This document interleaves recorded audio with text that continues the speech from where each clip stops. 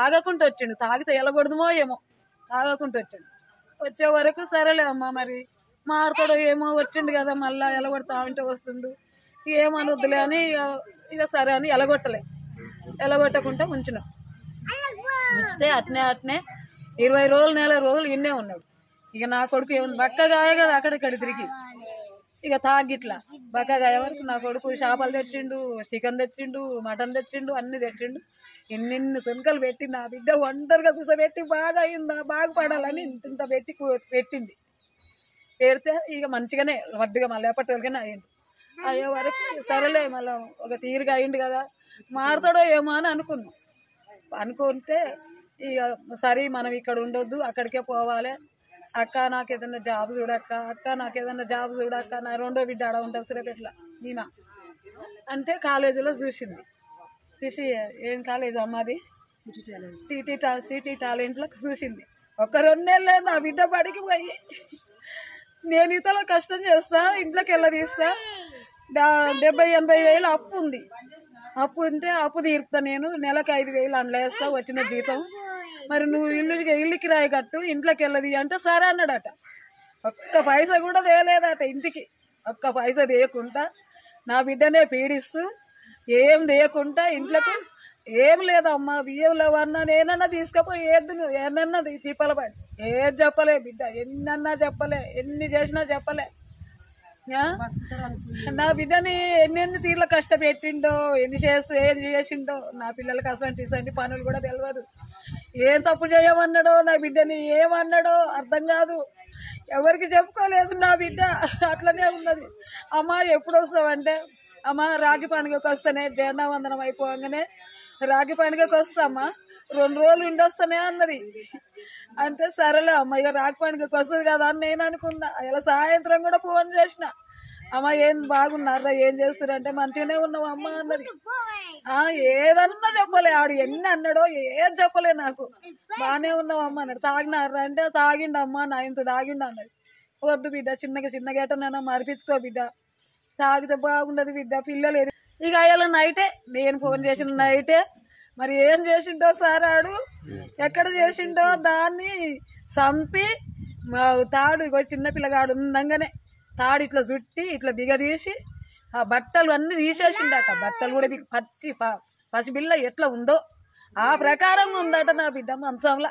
ఇగో ఈ బిడ్డ పోయే వరకు చంపి మళ్ళీ ఇగో ఈ బిడ్డకి అడిగిపోయిండట. పోయి వదినే నేను గిటగిట్ట గొంతుకాడ గిటగిట్ట అన్నా, అనే వరకు లేస్తలేదు మీ చెల్లె, రా వదిన అంటే నా బిడ్డ ఎగుడో దిగుడో బాబా ఉరికొచ్చి చూస్తారు బట్టలు లేవట ఏం లేవట. అగో నా బిడ్డ అడుగుద్ది చెప్పుండ్రి. 13 సంవత్సరాలు పెళ్లి అయ్యాము. షార్ట్కట్ ప్రేమించి పెళ్లి చేసుకున్నాడు. వాళ్ళది వేరే కులం, మాది వేరే కులం. ప్రేమించి పెళ్లి చేసిండు. 8 సంవత్సరాలు మంచిగానే జాబ్ చేసిండు. మంచిగానే 3 పిల్లలు అయిన దాకా మంచిగానే ఉన్నాడు. కొడుకు పుట్టిన కాంచెల్లి బాగా తాగుతున్నాడు. అల్లదీయలేక వాళ్ళ ఇంటికి అత్తగారింటికి పోదామని పోతే వాళ్ళ అత్త రానియకుంటే మళ్ళీ వచ్చి అమ్మకాన్నే ఉన్నారు. అక్క నాకు ఇక్కడ ఉంటే ఇన్సర్ట్గా ఉంది అక్క, నేను ఏదైనా జాబ్ చేసుకుంటా అంటే సరేనని సూర్యాపేటలో రూమ్ తీసుకొని జాబ్ పెట్టించిన. ఒక 2 నెలల 15 రోజులు అవుతుంది.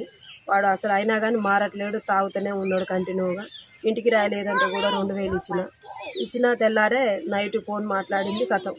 ఇక నాకు ఇదే టార్చర్ ఉంటట్టుంది, దీంతో ఇల్లుకి రాయాలి తీస్తలేవు, మాకని ఎంతకని అడగనని ఏమన్నదో తెలియదు. ఇక మా చెల్లె ఇక నువ్వు ఇంతగానో నేను ఇంట్లో కూర్చుంటే నువ్వు జాబ్ చేస్తావా అని చెప్పని వాడు తాగి పన్నది చూసి వచ్చి వైరు పెట్టి ఉడిపెట్టి బిర్రుగా బిగించిండు.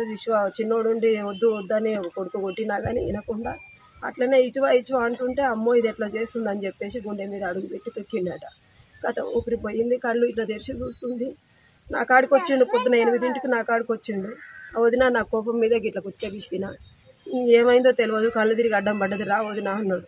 అంటారు పిల్లగాడిని అడిగితే పిల్లగాడు చెప్పిండు, మా డాడే ఇట్లా పెట్టి చంపిండు పెద్దమ్మ, పండుకుంది లేవట్లేదు, అలిగింది, లేపుదురా నాకు పాలు పోతురా అని పిల్లగాడు వచ్చి అడిగేసరికి అమ్మో లంచగొడక ఏం చేసినవరా నా చెల్లెనని ఉరికేసరికి పసిపిల్ల ఎలా ఉందో అలా ఉంచిండు బాడుకావు, చంపేసిండు. ఆ ఇంటి ఓనర్ది తీయాలని చెప్పేసి నాడి కొట్టుకుంటుంది అనగానే హాస్పిటల్కి తీసుకెళ్ళేసరికి చనిపోయిన ఆమెను తీసుకొచ్చినవేందమ్మా అని డాక్టర్లు అన్నారు సూర్యాపేట ఏరియా హాస్పిటల్లో. ఇక వాడు ఏం చేసినవరా అని అంటే ఏమో కోపం మీద బిసికినా చంపినా ఏం చేయను నేను ఇప్పుడు అనే ఒక క్వశ్చన్ మాట్లాడిండు. ఈలోపు పోలీసులు వచ్చారు, తీసుకుపోయారు. పోలీస్ స్టేషన్లో వాళ్ళు జల్లరేసిండు. ఈ పిల్లలకు 2 ఆడపిల్లలు, 1 పాప, అబ్బాయి. వాళ్ళకి ఏదన్నా వాళ్ళ వంతుగా వాళ్ళకు ఏమీ లేదు. అలా ఊరికి పోతే ఒక అరగుంట ప్లేస్ వస్తే వాని భాగానికి అరగుంట ప్లేస్ రాసి ఇచ్చారు. అదైనా ఎప్పుడో ఇస్తారట. అది చచ్చినాక వాళ్ళమ్మ చచ్చినాక ఇస్తారట.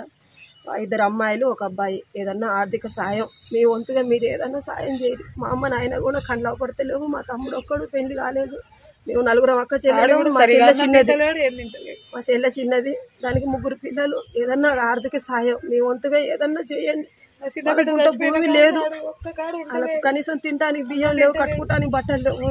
మమ్మల్ని 4 బిడ్డల్ని, 1 కొడుకుని ఇంతవరకు సాదుకొచ్చిర్రు. తమ్మిని పెళ్లి ఇంకా కాలేదు. ఈలోపు చిన్న చెల్లె 3 బిచ్చాలని పెట్టిపోయింది. ఆ బిచ్చాల కోసమైనా ఏదైనా మీ వంతుగా మీరు సాయం చేయండి. నా పేరు అమ్మమ్మ పొద్దుగాల రెడీ చేసింది స్కూల్కి. అప్పలాగా ఫోన్ చేసి మమ్మీ చనిపోయిందనేసరికి వచ్చింది అమ్మమ్మ. మేము వచ్చినాం స్కూల్ బట్టల మీదనే. వచ్చినాక మేము వచ్చినాక ఆయన బాగా గుర్తుంది.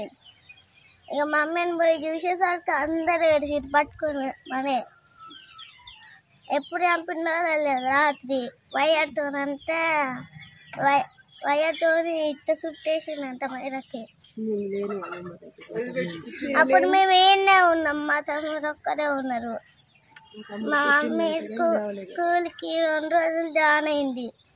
టీచర్గా చెప్తుంది. మా తమ్ముడిని కూడా తీసుకుపోతుంది. స్కూల్కి పోతున్నావా నువ్వు? నేను పోతున్నా, అందుకే చంపేసి. ఏ క్లాస్ చదువుతున్నావు? నేను 3rd క్లాస్. ఎవరు చూసుకుంటారు మిమ్మల్ని? అమ్మమ్మ ఈయన చదువుకుంటాం. మా తమ్ముడు ఒక రానుంటాడు. మరిన్ని వీడియోస్ కోసం ఛానల్ ని సబ్స్క్రైబ్ చేయండి. లేటెస్ట్ అప్డేట్స్ కోసం వాట్సాప్ ఛానల్ ని ఫాలో చేయండి. అండ్ లింక్ డిస్క్రిప్షన్ లో ఉంది.